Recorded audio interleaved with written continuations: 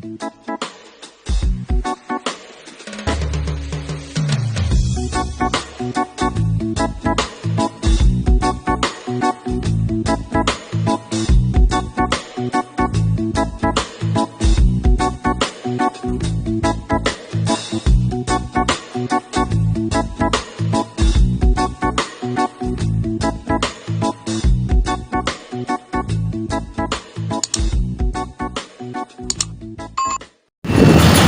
mga kap, nandito na tayo sa Paniki.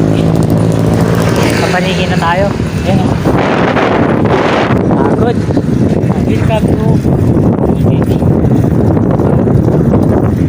Pagod mga kap. Malayo pa tayo. Bukanda pa. Tapos San Manuel. Tapos Rosales. Ordaneta. Tatlong bayan pa. Ayan. Welcome to Paniki. So maya na lang mga kap. Baka kasi malobat rin yung cellphone ko. So yung na nga kap, dito na tayo sa Bukanda.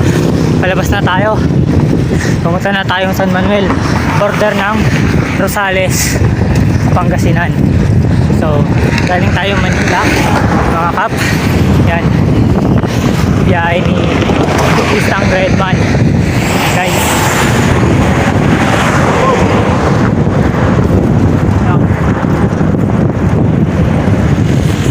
Tama ko kaya sa rides ko.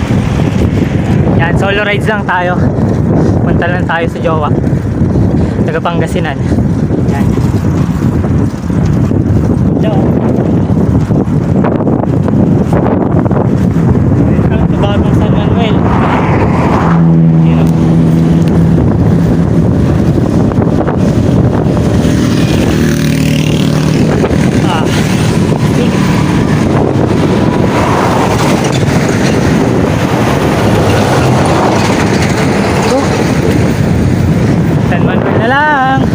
Tapos mamaya Rosales na lang. Ayun o, 15 kilometers na. 15 kilometers na lang. Mga 25 o 30. Yan, mag-Ordaneta. So mamaya na lang guys, pag pasok natin ng Rosales mga kap. Yan mga kap, update natin. Dito na tayo, papasok sa Pangasinan.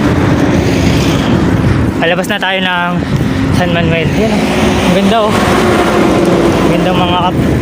Oh. Yan sa unahan may checkpoint. Yan, checkpoint.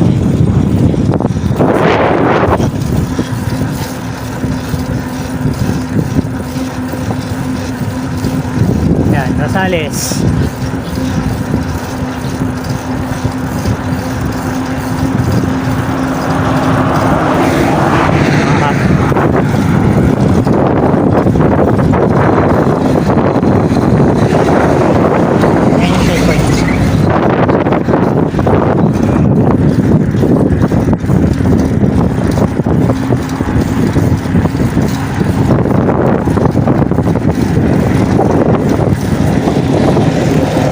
Sa likod yung checkpoint. So maya na lang kap, nasa Ordaneta na tayo. Wala tayong dalang power bank. Mahaba pang biyahe, mga nasa 15 kilometers. Sige, maya na lang.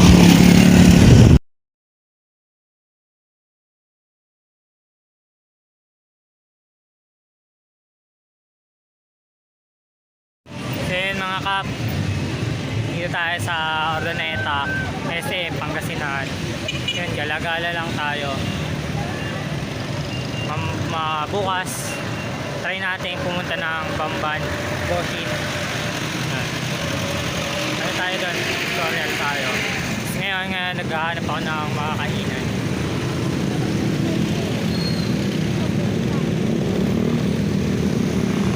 Try.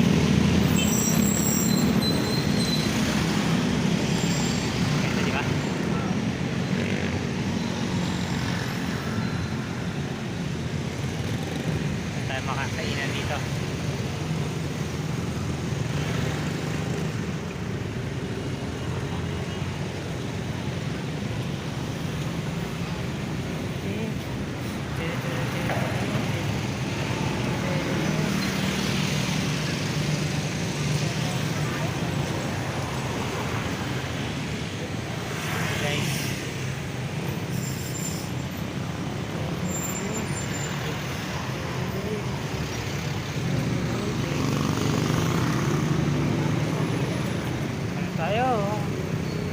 kainan.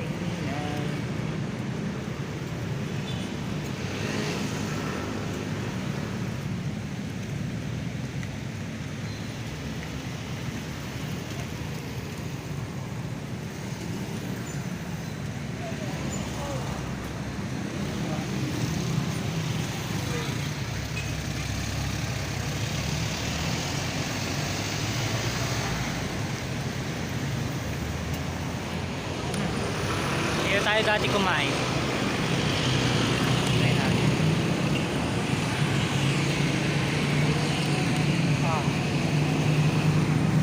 Tapang-tapang.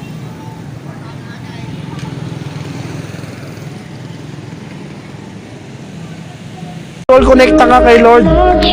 Kung napanghihinaan ka na ng loob dahil sa mga pagsubok na personal na nararanasan mo, tandaan mo to. Dapat hindi ka na namumuhay para sa sarili mo. Sino bang walang problema? Lahat may problema, pero hindi lahat ng may problema may Kristo. Therefore, balik ka. The end is near. Instead of you focusing on the challenges, use it as an alarm to remind yourself that Jesus is coming back soon. Therefore, kung ano yung meron ka, gamitin mo para sa Kanya. Si Lord magsusupply. Kung ubus ka na, si Lord ang magpupuno. Kung hindi mo na kaya, si Lord ang tutulong sa'yo. Kung ayaw mo nang gumalaw, si Lord ang magtutulak sa'yo. Huwag mo sayangin yung panahon. Kung wala ka ng lakas,